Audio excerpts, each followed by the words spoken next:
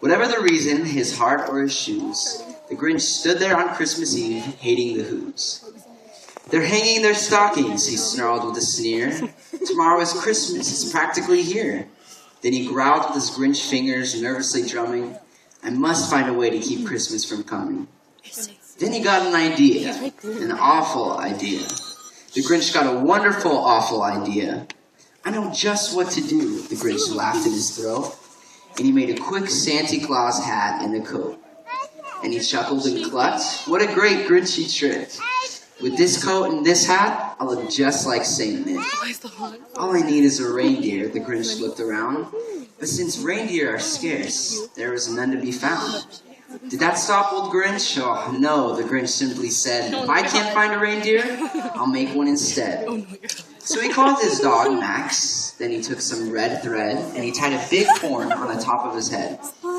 Then he loaded some bags on old empty sacks, and on a ramshackle sleigh, he hitched up old Max. Then the Grinch said, "Get out," and the sleigh started down toward the homes where the Who's lay a snooze in their town. Then he slid down the chimney, a rather tight pinch, but if Santa could do it, then so could the Grinch.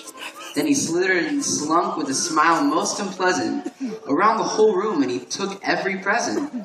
He cleaned out that icebox as quick as a flash, while that Grinch even took their last can of Who hash. Then he stuffed all the food up in the chimney with glee. "And now," grinned the Grinch, "I will stuff up the tree." Then he did the same thing to the other Who's houses, leaving crumbs much too small for the other Who's mouses.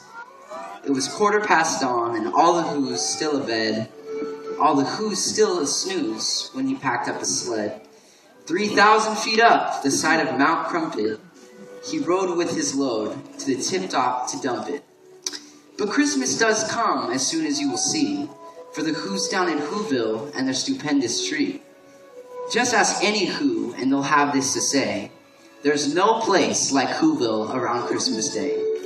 So sit back, relax, bundle up from the cold.